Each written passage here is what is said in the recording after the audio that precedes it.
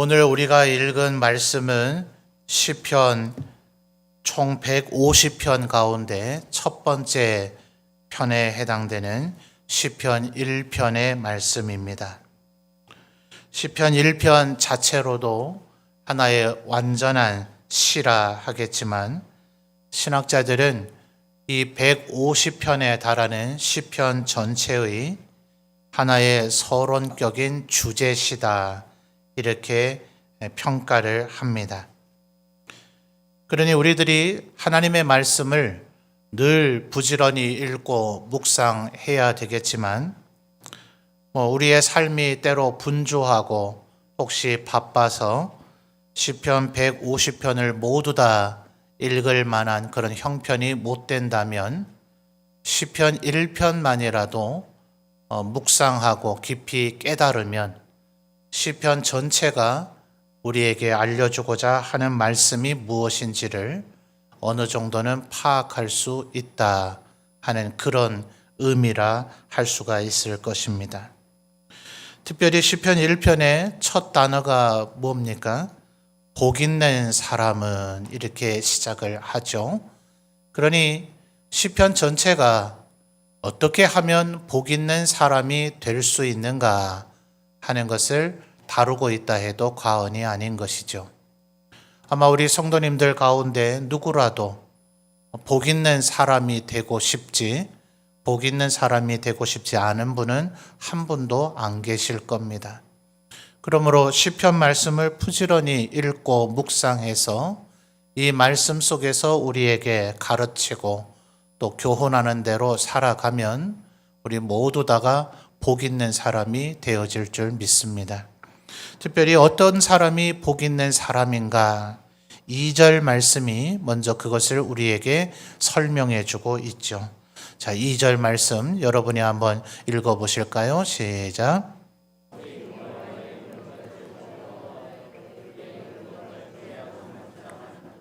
아멘. 바로 이 2절이 1절에 시작된 복 있는 사람은 바로 그 문장이 2절로 이어지는 거죠. 1절 하반절에 또 다른 얘기도 있기는 합니다만 먼저 우리가 생각해 봐야 될 것은 복 있는 사람은 어떤 사람이라는 겁니까? 오직 여호와의 율법을 즐거워하여서 그 율법을 언제요? 주야로. 자, 주야가 뭡니까? 낮과 밤으로, 그러니까 언제나 그렇게 말하는 거죠.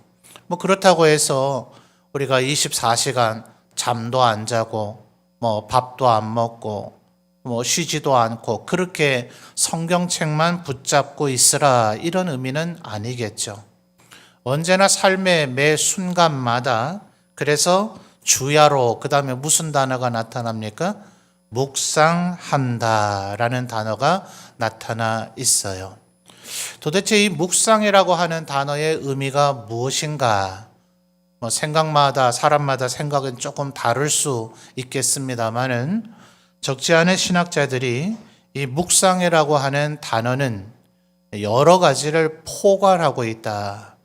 첫째는 지금처럼 여러분이 설교자나 또 어떤 말씀을 전하는 사람을 통해서 하나님의 말씀을 들을 수가 있겠죠. 낭독을 함으로 그 하나님의 말씀을 들을 수도 있겠고 또 저처럼 설교하는 사람들은 이 말씀의 의미를 일단 문법적이나 사전적으로 설명하는 것을 주해라 이렇게 보통 표현을 합니다. 그리고 그 주해한 말씀을 가지고 우리는 어떻게 이 말씀을 내 것으로 삼고 나에게 적용할 것인가 이 영역까지 나아가는 것을 보통 설교라 그렇게 표현을 합니다. 그러니 지금 이 시간을 통해서 여러분은 하나님의 말씀을 듣고 있죠. 그리고 또 저는 설교의 하나의 방법으로서 여러분의 이해를 좀 더 돕고 기억에 남도록 하기 위해서 자꾸 여러분의 입술로 읽게 만드는 일을 하곤 합니다. 자신이 읽으면 그냥 일방적으로 귀로 듣는 것보다는 훨씬 기억에 남게 된다. 교육학 학자들이 그런 이야기들을 하게 돼요. 그리고 우리 평신도 훈련원에서는 사실은 이 설교 시간은 예배 시간이 꼭 그래야 되는 건 아닌데 어느 사이 우리가 1시간 정도가 적당하지 않느냐. 그리고 어떤 분은 저는 거기에 그닥 동의되지는 않은데 설교가 짧아야 마귀도 회개한다. 이런 말이 있더라고요. 여러분도 동의하십니까? 설교가 짧아야 된대요. 설교가 길면 마귀도 회개하지를 않는답니다.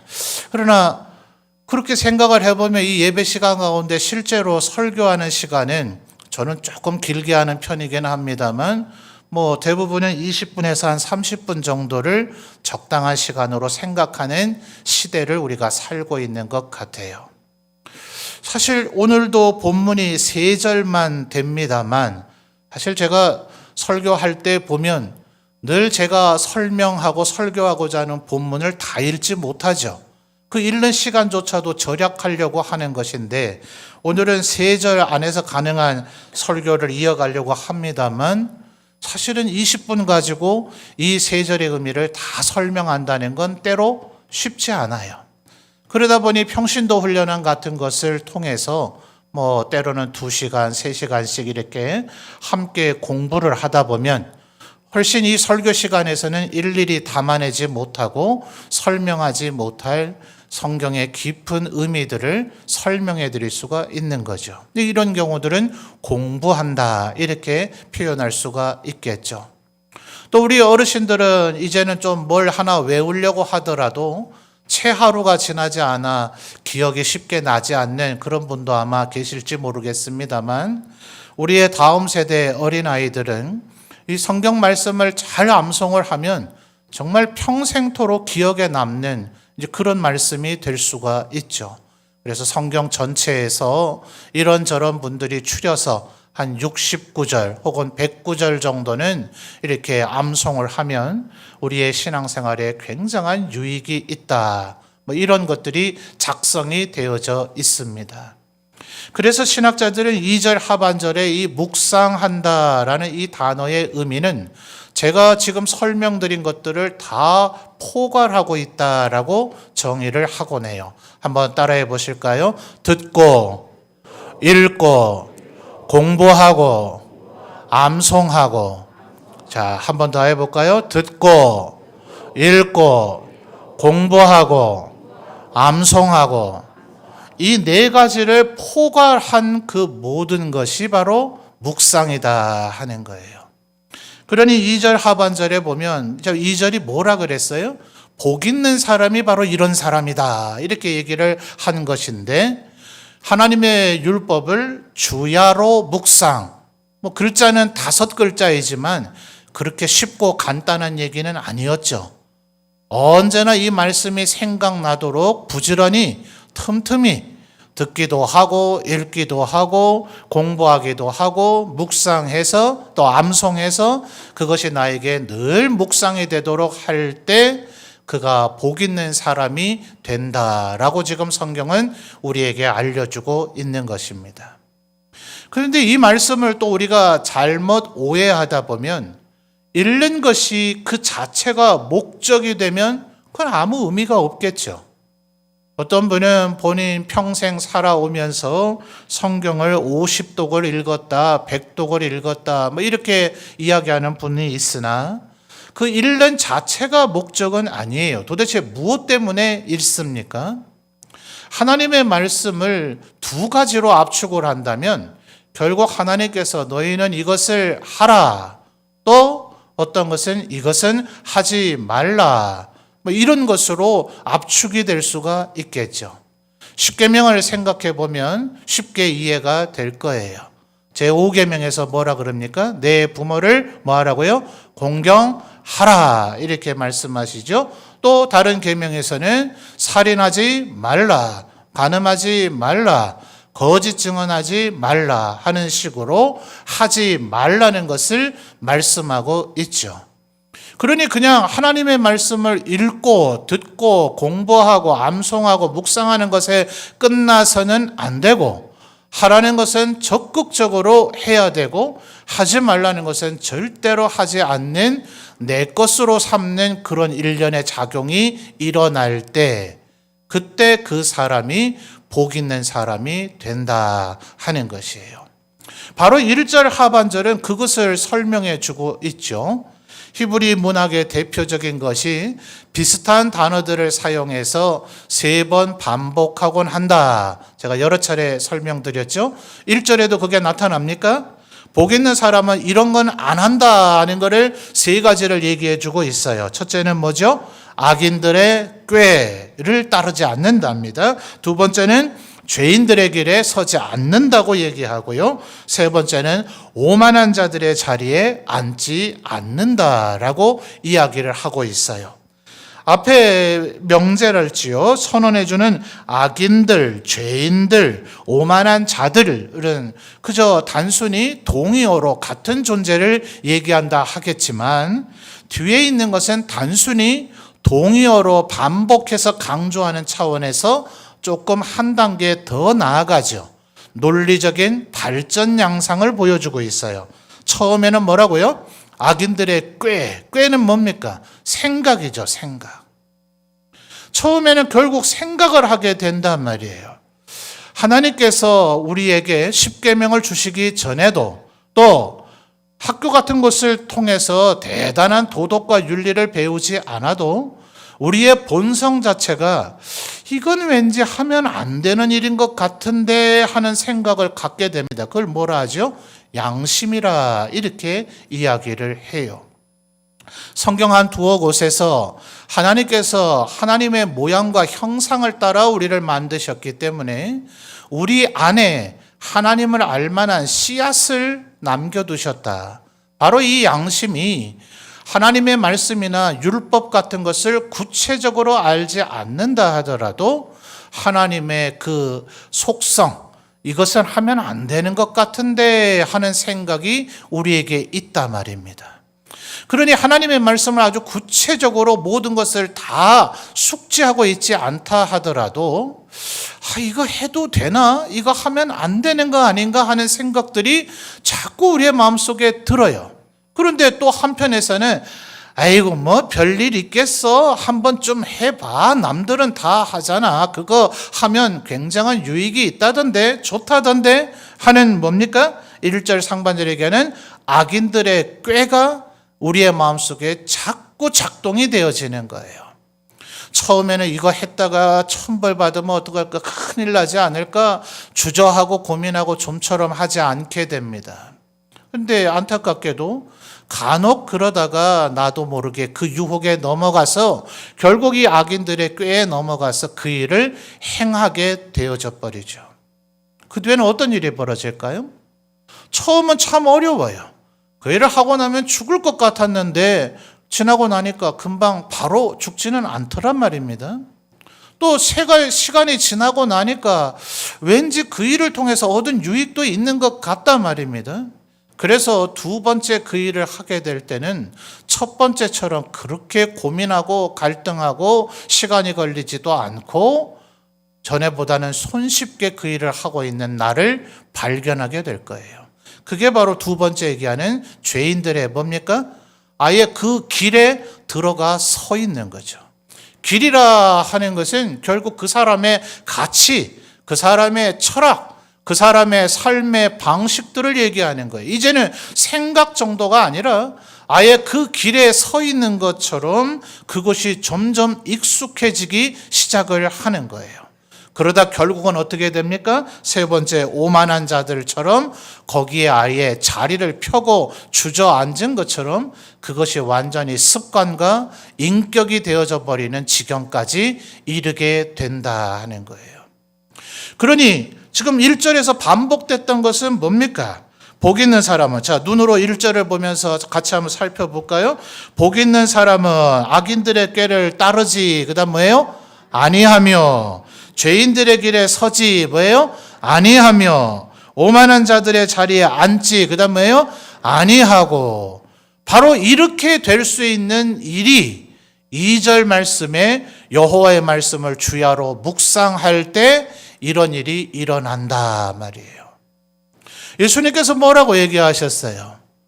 십계명에 살인하지 말라고 그렇게 얘기되어져 있다고 모세가 고대로부터 너희에게 얘기했지만 나는 너희에게 말하노니 형제를 미워하는 자마다 이미 살인하였느니라. 그러니까 이 말씀을 만약 예수님이 하신 이 말씀이 기록되어 있다는 걸 아예 모르는 사람은 마음속으로 미워하면서 길 가다가 좀 넘어지지, 하는 일이 좀 실패하지, 오늘 좀 마음 상하는 일이 많이 생기면 좋겠다, 쌤통이겠다, 이런 생각을 아무 거리낌 없이 하다가 이 말씀을 딱 보는 순간 야, 내가 이 사람을 몸으로 때리거나 위해를 가하지 않았다 하더라도 이런 생각을 한 것조차도 살인이구나 하는 것을 알게 되면 이제 1절에 뭐요? 악인들의 꾀를 따르지 않는 결단의 역사가 내 마음속에서 시작이 되겠죠. 또 때로는 우리들이 살다 보면 서로 간에 마음 아프고 또 갈등이 생기는 일이 왜 없을 수야 있겠습니까? 그러나 성경에 뭐라고 바울 사도를 통해서 하나님 말씀하셨어요?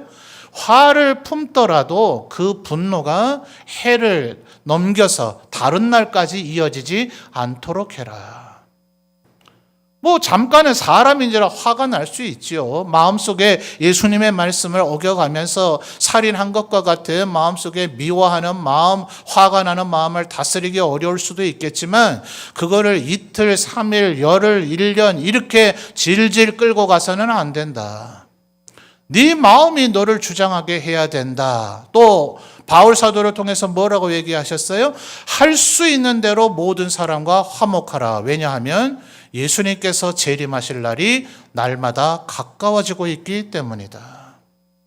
그날 예수님께서 오셨을 때 내가 너의 1만 달란트나 되는 빚을 탕감의 조건을 너는 겨우 100데나리온밖에 되지 못하는 네 형제를 그렇게 미워하고 있었더냐라고 얘기한다면 나는 뭐라 대답할 것인가? 이런 하나님의 말씀들이 자꾸 생각나면 2절 하반절에 뭐 했다고요? 주야로 묵상하며 이 말씀을 자꾸 듣고 읽고 공부하고 암송하고 묵상하다 보면 아이고 미워하면 안 되겠네, 분을 품으면 안 되겠네, 할 수 있는 대로 화목해야 되겠네 라는 생각들이 끊임없이 우리의 마음의 생각과 내 말과 내 행동과 내 습관과 내 인격을 지배하고 다스리게 되기 때문에 결국 우리는 뭐가 돼요? 1절의 첫 단어요? 복 있는 사람이 된다 하는 거예요. 그냥 말씀을 읽는 것 자체가 목적이 되면 안 돼요. 그 말씀을 내 것으로 삼아서 그 말씀대로 순종하기 위한 끊임없는 나의 결단이 있을 때 그때 우리는 점점 복 있는 사람이 될 것이다 라고 얘기하고 있는 거예요. 자, 그 복 있는 사람이 되는 양상을 3절에서는 어떻게 설명하고 있습니까? 자, 3절 한 번 더 여러분이 읽어주실까요? 시작.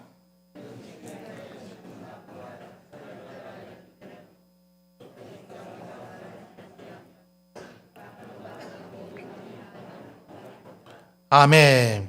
자, 3절의 첫 단어 그는 이랬죠? 이 그가 누구예요? 1절에서 이미 설명된 복 있는 사람을 얘기하는 거죠. 자, 복 있는 사람은 어떤 효과가 나타나는가? 그는 3절에 뭐라고 얘기합니까? 시냇가에 심은 나무와 같대요. 어디에 심은 나무요? 시냇가에. 왜 하필이면 시냇가라고 하는 어떤 특정 장소를 얘기하고 있을까요?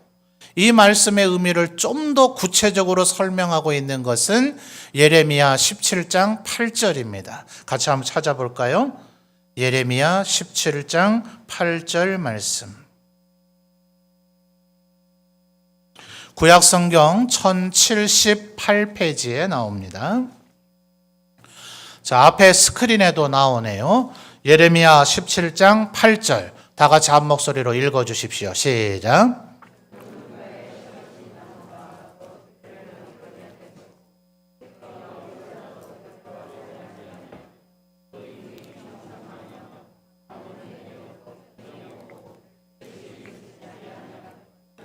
아멘. 자, 아까 시편 1편 3절에서는 시냇가에 심은 나무라 했는데 지금 예레미야 17장 8절에서는 어떤 나무라고 얘기하고 있습니까? 물가에 심어진 나무래요. 자, 왜 성경에서 이런 표현이 자주 나타날까요? 이 이스라엘 땅은 몹시 더운 지역이죠. 한여름에 아주 엄청 더울 때는 거의 50도까지도 올라간다 그래요. 그럼 사람이 어떻게 살아요, 그죠? 우리는 요즘 그저 어제가 아마 초복이었던 것 같은데요. 아마 좀 더우면 30도 좀 넘어가겠죠. 겨우 30도만 넘어도 우리는 헉헉대며 아주 살기가 힘들다 이렇게 얘기하는데 50도가 되면 어떡하겠어요? 근데 이스라엘과 우리가 좀 기후가 차이가 있는 것은 우리의 여름이 이렇게 힘든 것은 습도가 높아서 그렇죠. 근데 이스라엘은 한참 더운 그 계절에는 습도가 높지 않고 건조하다 그래요.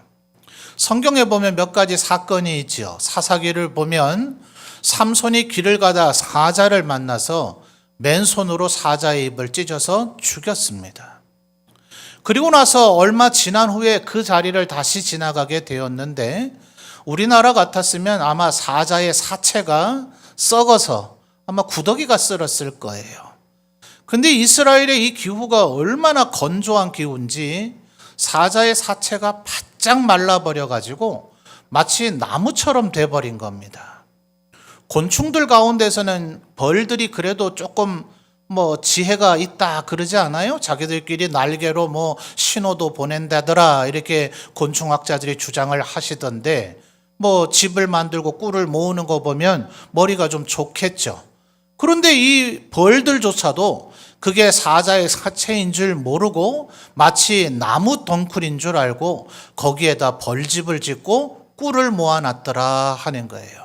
그래서 삼손이 그 사자의 사체에서 꿀을 취해서 자기도 먹고 부모님도 갖다 드려 먹었더라. 아주 불결하고 좀 문제가 될 것 같으면 정결법에는 여전히 문제가 되긴 합니다만 자기가 먹고 부모님까지 드릴 정도면 그래도 먹어도 될 만하다고 보여졌기 때문에 그러지 않았겠어요? 그러니까 이스라엘의 기후가 얼마나 건조한가 하는 것을 알 수가 있죠. 그러니까 이스라엘은 50도가 돼도 건조하기 때문에 살 수 있어요. 그런데 식물에게 뭐가 공급 안 되면 죽어버릴까요? 물이 끊임없이 공급되지 않으면 결국은 죽어버립니다. 그래서 예레미야 17장 8절에서 뭐라고 얘기합니까?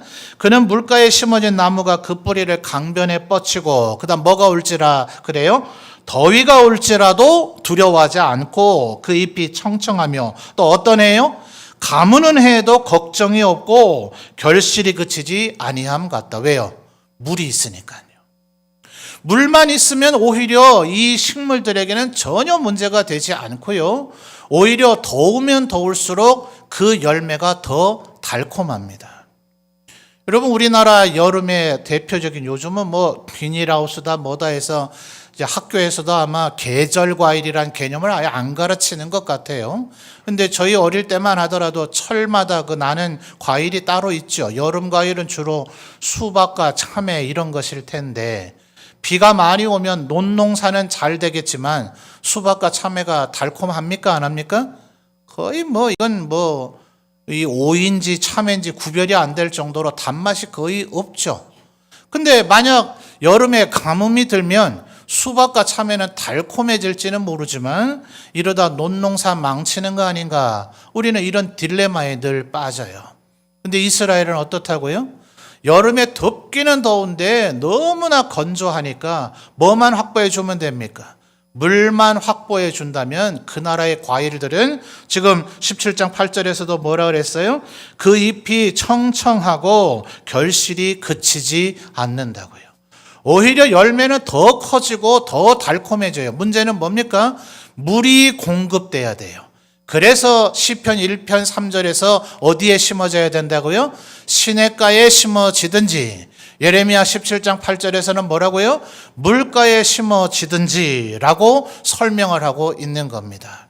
성경에서 얘기하고 있는 이 시내나 물이나 혹은 이른 비나 늦은 비나 혹은 이슬이나 이 물과 관련된 얘기는 전부 하나님으로부터 오는 은혜와 축복을 상징하는 거예요. 그러면 이왕이면 말입니다. 물속에 푹 잠겨 있으면 좋지 않겠어요? 하나님의 은혜에 그냥 푹 잠겨가지고 그곳에서 영원토록 있으면 좋지 않겠느냐 말이에요. 그런데 그렇게 되면 나무가 오히려 썩어서 죽어버립니다. 우리나라에도 가끔 저수지와 댐을 많이 만들어야 되잖아요. 그렇죠? 그러면 그곳에 이 산 사이를 가로막고 댐을 쌓아서 거기에 물을 채우기 시작하면 그 이전에는 원래 풀도 있고 나무도 있었지만 물에 푹 잠기고 나면 그 수면 아래에 있는 식물들은 다 어떻게 됩니까? 다 죽어버리죠. 여러 해가 지나고 나서 가뭄이 들어서 물 수위가 쭉쭉 내려가 버려서 그 밑바닥에 드러나 버리면 건물들이야 예전 건물 비슷하게 그대로 남아 있겠지만 거기에 있던 풀과 나무들은 어떻게 돼요? 다 죽어 없어져 버리고 말죠. 그래서 예레미야 17장 8절을 다시 주목해서 보십시오. 뭐라고 얘기합니까? 그는 물가에 심어진 나무, 절대로 물속에 심어지면 안 돼요. 물가에 심어진 나무가 그다음 뭐예요? 그 뿌리를 강변에 뻗쳐야 된다 하는 거예요. 시편 1편 3절에서는 이런 디테일한 설명이 생략되어 있기 때문에 제가 지금 예레미야서를 가지고 설명을 한 겁니다. 자, 시편으로 돌아오시죠. 그러니 시냇가에 심은 나무라 하는 말이 어떤 의미인지 알겠죠? 더위와 가뭄에도 끄떡하지 않는 뿌리를 강변에 시냇가에 뻗쳐서 물기를 계속 빨아당기기만 하면 그러면 열매를 맺고 잎사귀가 마르지 않기 때문에 1편 3절의 하반절에 뭐라 그래요? 그가 하는 모든 일이 어떻게 됩니까? 다 형통하리로다. 바로 이것이 복 있는 사람에게 주어지는 은혜이며 축복이라 하는 거예요. 여러분, 이 시냇가든 물가든 뿌리를 강변에 뻗치는 바로 이것, 바로 물가에서 우리의 뿌리를 뻗치는 이것이 바로 2절에서 얘기하는 주야로 하나님의 말씀을 묵상하는 것의 또 다른 표현인 거죠. 어찌하든지 하나님을 가까이 해야 되죠. 시냇가에 심겨지든지 물가에 심겨져서 하나님을 가까이 하고 말씀을 가까이 하고 또 날마다 기도하고 찬양하며 그 말씀을 주야로 묵상해서 그 말씀대로 순종하며 살아갈 때에 하나님께서 우리를 도우셔서 복 있는 사람이 되게 하시고 우리를 형통한 길로 인도하실 것이라 하는 것입니다. 지난주부터 우리 다음 세대들은 지금 이 여름 성경학교와 수련회를 통해서 열심히 말씀을 배우고 있습니다. 또 우리 주일학교의 선생님들도 우리의 다음 세대를 가르치기 위해서 열심을 다해 말씀을 가르치고 있어요. 정말 날씨는 덥고 습도는 높아서 그저 일상의 생활을 하기에도 힘든 요즘이지만 우리 성도님들 다음 세대가 이렇게 열심을 내고 있는데 우리도 열심을 내야 되지 않겠습니까? 어찌하든지 시간을 쪼개내서 마치 물가에 심어진 나무처럼 시냇가에 심어진 나무처럼 하나님의 말씀을 주야로 묵상하고 그 말씀에 기록된 대로 순종함으로 말미암아 복 있는 사람이 되어지고 여러분의 삶의 모든 일들이 다 형통하게 되어지는 하나님의 은혜와 축복, 도우심을 받아 누리시는 복 있는 사람들이 다 되시기를 주님의 이름으로 축원합니다.